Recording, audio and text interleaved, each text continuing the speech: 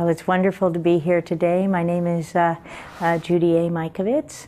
I'm a PhD biochemist and molecular biologist, have done cancer research largely at the National Cancer Institute in Frederick, Maryland, since 1980. I started working as a natural products chemist and a protein chemist in fermentation chemistry, and my job was to make the first interferon alpha, the first immune therapy that actually went into people to cure cancer when we discovered how powerful interferons were for the magic bullet against cancer.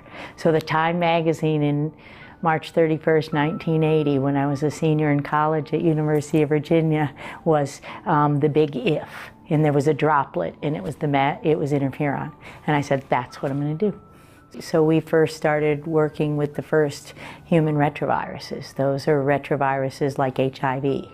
So we were among the first people to begin recognizing that when the young men were getting sick with all of these opportunistic infections, it used to be called gay-related immune deficiency grid, and we isolated the virus, HIV, and pretty well changed the world with our research. My PhD thesis actually shifted the paradigm. So at the time we thought that a type of T cell was the problem in the disease, and that was the T cell that was being killed, but it wasn't being killed by the virus. It was being killed by indirect mechanisms. We used to call it bystander effects because my PhD thesis, in fact, was defended a week after Magic Johnson declared he was HIV positive. That was November 14th, 1991. In 2009, we were working on autism and a disease called myalgic encephalomyelitis. And many of the families with the patients had different kinds of cancers, and there was a little cluster of lymphoma and leukemias in Klein Village, a cluster of ALS, which is Lou Gehrig's disease, a motor neuron disease, and this chronic fatigue syndrome. And it looked like a virus, it smelled like a virus, a retrovirus, because those are the kinds of viruses that disrupt the immune system.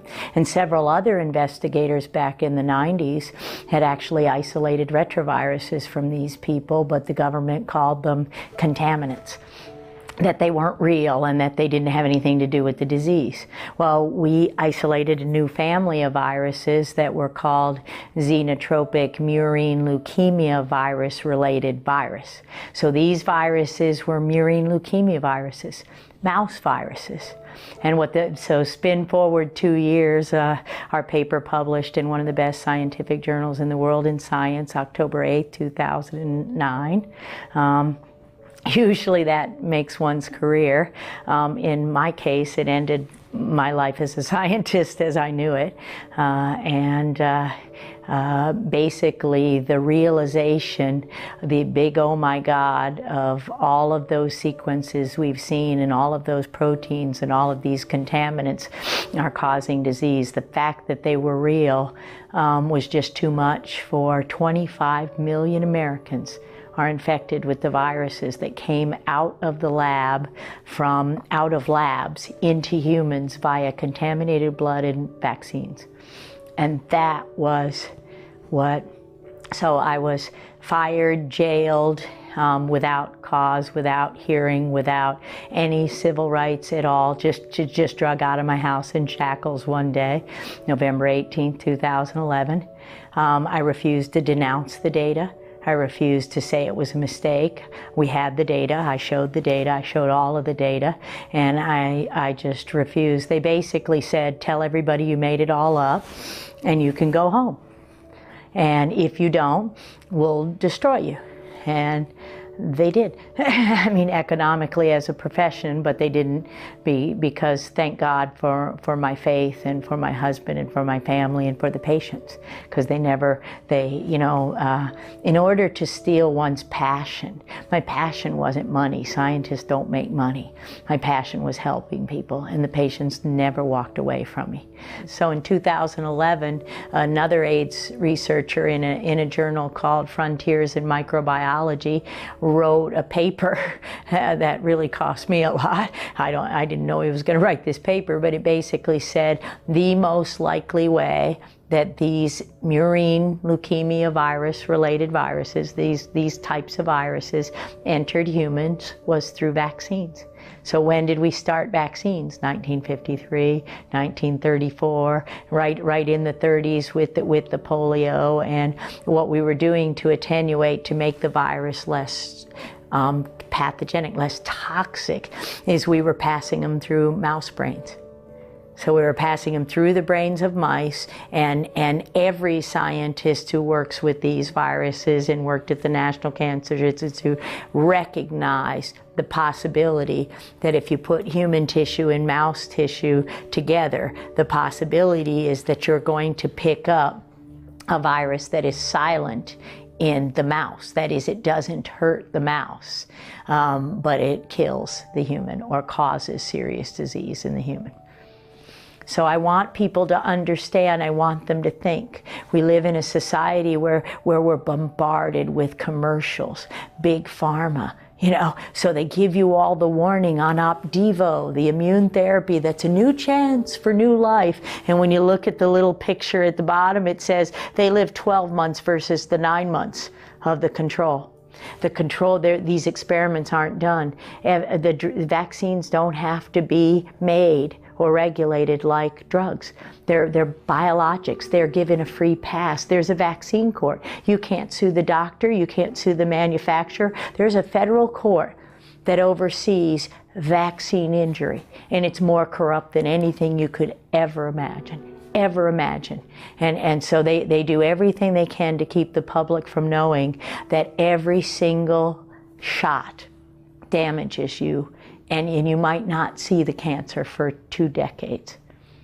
And that's the very first thing. If we lived a biblical life, but also a biblical life is render unto Caesar what is Caesar's. That's money. They could have all my money. They don't have any right to do anything to my body. They don't have any right to inject anything I don't want injected into my body. So to live a healthy life, prevent anyone from forcing you to take toxic drugs, and it's mind control. I was the same way. I was brainwashed. How are we brainwashed in our society? We all have the TV on. Interestingly, in this whole XMRV thing, my mom was watching Good Morning America one day back in Frederick, Maryland, and I'm in California. This is probably 2010 or so, or 11, when the press shut everything down. And she says, "Judy, it just went around the ticker tape at the bottom of the screen that XMRV is proven false. You can all go home. It was a lab contaminant." Well, it may well have been a lab contaminant, but it's in humans and it's been there quite a while. So we need to turn off these TVs. The media is 95%. Big pharma owns the media.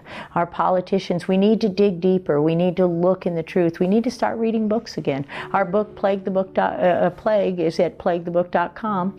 You can listen to it. You don't have to read it. You can read a chapter at a time. We wrote it that way so that every chapter stands alone, a little like the Bible, because you can always find it important. And it's a story. It's a story every day in jail. It's not all this science. It's what's it like when a 53-year-old woman one day finds herself in jail. Well, I started saying the Lord's Prayer and said, what is going on? And so what I'd like everybody to do is dig deeper, not just my book, but Dr. Suzanne Humphrey's Dissolving Illusions and Rising from the Dead, a brilliant, prominent internist, and the whole dumbing down. We've made our doctors are gods. You don't ask questions. Why not? Scientists don't ask questions. All I did wrong, my only crime, was I asked too many questions. Really? In the United States of America, we're censored. Everything's censored. So to look at things like natural news, to come to meetings like The Truth About Cancer, I was just floored today because, today was the first time I was treated like a human being who had knowledge for a very long time. And so it matters.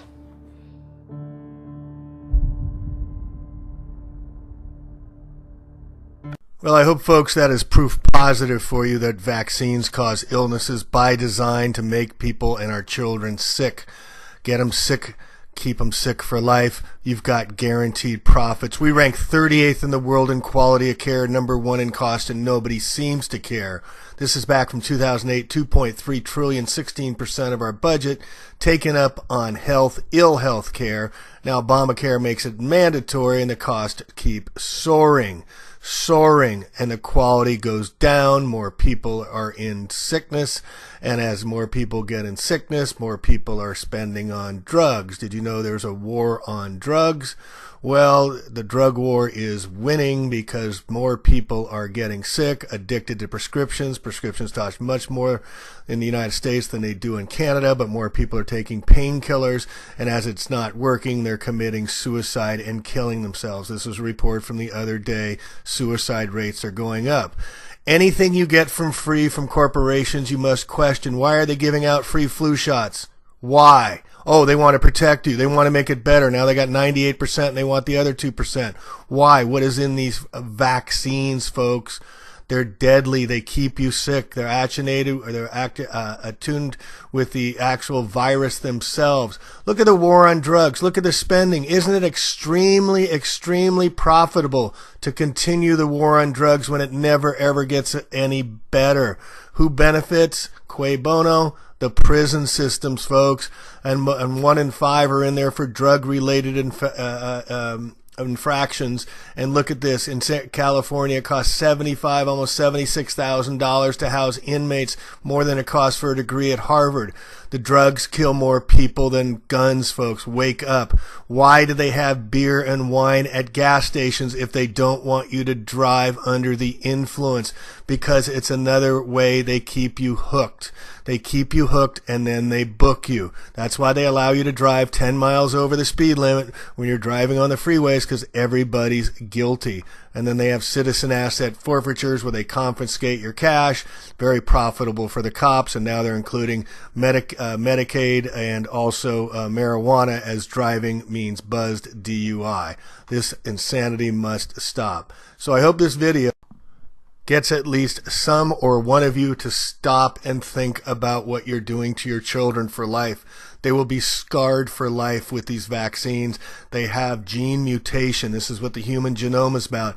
Gene mutation, chips, formaldehyde, aborted female stem cells, chicken embryos, mercury, the aluminum, all sorts that the doctors won't even tell you because the doctors don't read the inserts. They get reimbursed for vaccinations. Who are they serving, folks? If everybody gets healthy, they're out of business. Please wake up, alert others, share this video, and say no to vaccines. My child, my choice. Your state, my state, whoever state does not have a right to tell us what we have to put in our children. There is no law that is just to do that. All right, plain truth out. Love one another. Don't vaccinate.